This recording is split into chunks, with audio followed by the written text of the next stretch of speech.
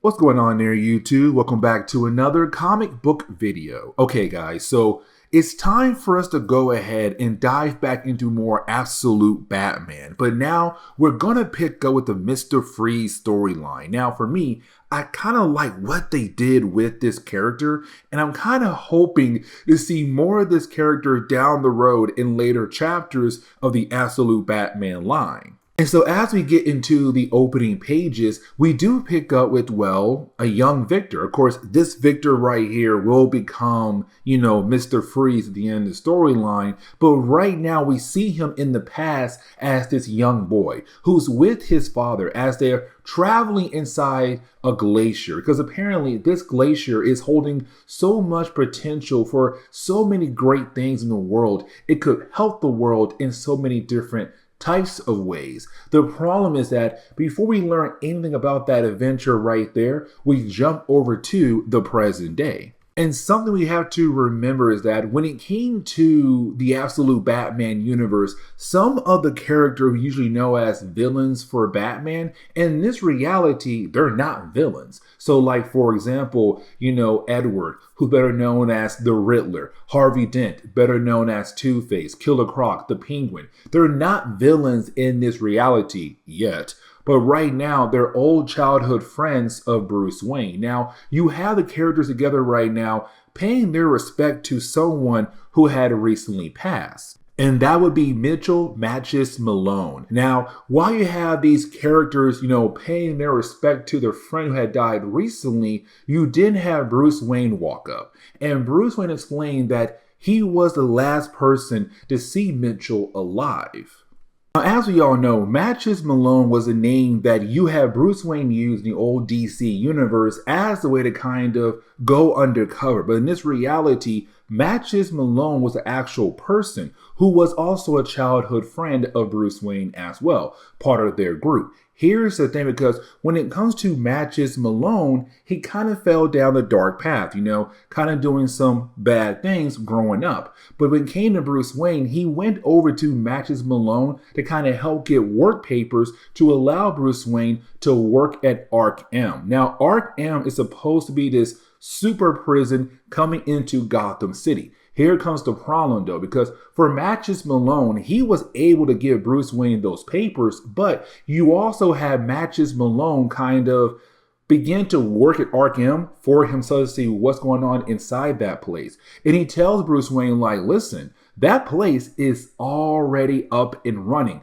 but also I have seen some scary things inside there. Now, before you have Matches kind of explain what he saw inside, he tells Bruce, like, hey, I gotta go. And the thing is, I have your work papers. You're now allowed to work at Arkham, but on top of that, I'll be there tomorrow. Except before he walks away, out of nowhere, unfortunately, Matches Malone dies right there in front of Bruce Wayne. Now, this kind of begins the story going back and forth between the past and the present. So as we go back over to the present, we're picking up with Bruce Wayne meeting up with, well, his old childhood friends. Here's the thing, because for them, they believe that he was dead because they know he was Batman.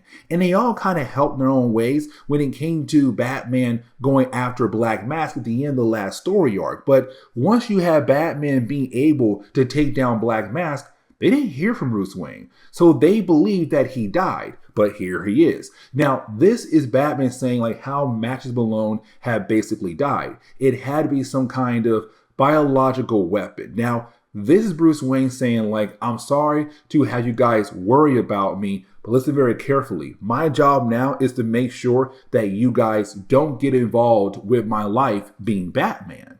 Now, you do have the story kind of jump to a different time point where we do pick up with, well, Bruce Wayne being Batman, right? And it's him right now trying to figure out more information about Arkham. Now, he tells us that he did look into Matches Malone's phone. When he did, Malone wrote down different names of people who may have some connections to Arkham. Now, some of these names are people we already know from the old DC universe. Langstrom, Strange, And of course, the last one being Freeze. Now, we do learn here the only person who does have a connection to Gotham is Dr. Victor Freeze. Now, he does have a company here in Gotham City called V-Corps. And so for Batman, he wants to head over there. And the reason why, because V-Corps is pulling so much power, that power could be used to light up 10 blocks in Gotham City. So of course for Batman, he got to figure out what in the world is going on over there. But that is when you have Bruce Wayne get a call from Alfred. Now, this is Alfred informing Batman like, hey, listen, so I got your case, right? I want to tell you right now, what you sent me is not a biological weapon. It's not even a virus. It's bacterium. Now, of course, for Bruce Wayne, he wants to know where it came from. The problem is that for Alfred, he has no idea where it came from. And so now for Batman, he is most likely ready to see Mr. Victor Freeze to figure out what in the world is going on at his company in the middle of Gotham.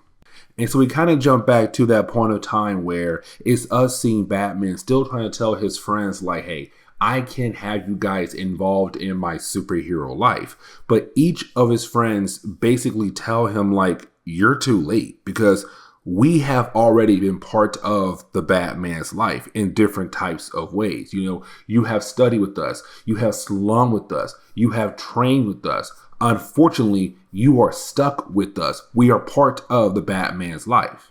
And so once you have Bruce being able to get inside V-Corps, he does use a different name. Matter of fact, he does use Alfred's last name, Pennyworth, but it's him pretending at the moment right now that he's from the city, making sure that everything is okay. And when he does walk in, he's confronted by Victor Freeze Jr. Now, when it comes to Victor Freeze Jr., he does kind of tell us a few things about V-Corps, the company, where basically it was created by his parents. His parents believed that ice could be the key for so many great things down the road. We also learned that when it came to Victor Freeze Jr., that basically he had some kind of disease. And so what they did was they froze him until they were able to save his life. Now, once they did unfreeze him, well, he was better. But the problem was that when it came to Victor, he's telling us, when you're in that ice, you feel everything. You feel the ice all over your body. You feel the ice inside your vein. And so, of course, it basically changed him into a creature. We also learned that he froze his parents as well. And I kind of feel like that right there might come back up in a later storyline. But either way, while you have Bruce Wayne just walking around V-Corps, he doesn't realize that he's not seeing the true form of Victor Freeze until the very last second, where we see that Victor is some kind of mutated person thanks to him being stuck in ice for so many years. And so as we get into the second chapter, we're now picking up with Bruce Wayne right now, waking up after being taken out by Mr. Freeze at the end of the last chapter. Now, when he does wake up, it's Mr. Freeze taking Bruce into this room that's full of other people who have also been, put on ice. Now, here's the thing, because all these different people are just different people who are wealthy in Gotham City, who came here for different reasons, like, to be fixed or to be forgiven or look for salvation as they go over to the other side. But either way, for Victor Freeze Jr., what he did was he put every single one of them on ice. And now for Bruce Wayne, he's next on that list. And so you do have Victor Freeze Jr. begin to turn down the temperature on the container that Bruce Wayne is currently in.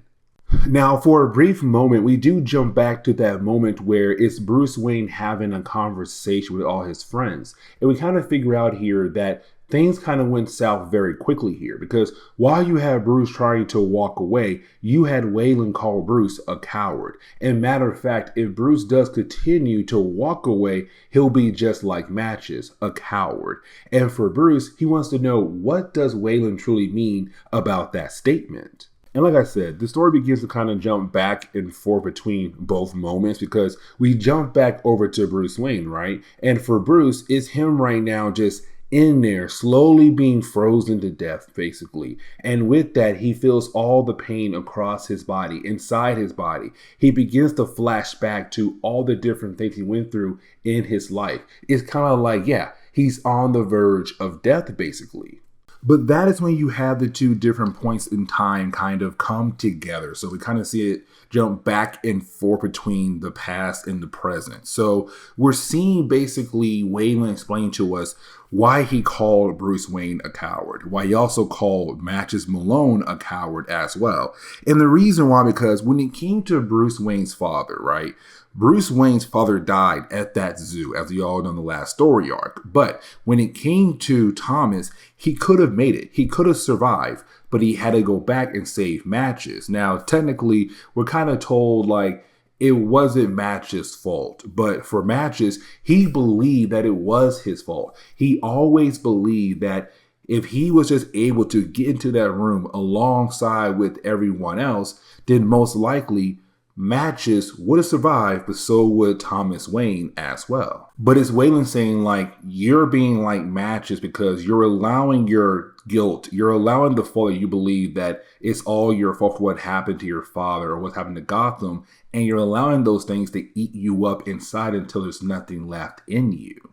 Now, while you do have Batman being able to break free and change into his Batman outfit, you didn't have Batman begin to battle against Mr. Freeze. Now, while you do have the two characters fighting against one another, you also have Mr. Freeze go ahead and release the other people that he had frozen as well. They're kind of like his minions, and they're all attacking Bruce Wayne. Now, while you have that going on, again, the story does jump back and forth between the past and the present. And so in the past, it's Waylon telling Bruce like, hey, listen, like your father's death is not what made him a hero. It's what he did in his life that made him a hero. We children from Crime Alley, we are basically survivors here. And so for Bruce, it's Waylon saying like, you're out there being Batman, but it kind of seems like you want to die. And the thing is, for Batman can't be that. Batman has to be a survivor. Batman has to make his mark in this world before he's allowed to die. Because again, it's not about your death that makes you a hero. It's what you've done in your life that makes you a hero. And so back in the present day, this is us seeing right now Batman fighting against all these people that Mr. Freeze currently has under his control, but being able to escape. Now, of course, he did not take down Mr. Freeze, so that puts Mr. Freeze on the back burner for the time being. But with Bruce Wayne being able to get away, he calls up Waylon to inform Waylon that he had learned something very important about, well, Gotham City. The problem is that while you have Bruce Wayne trying to make that call, Waylon does not answer. And matter of fact, we see Waylon get kidnapped. And so we're kind of left to wonder, where in the world could Waylon be at? But this is where we're going to end today's comic book video. So please leave me a like down below and subscribe. But guys, see y'all next time. Later.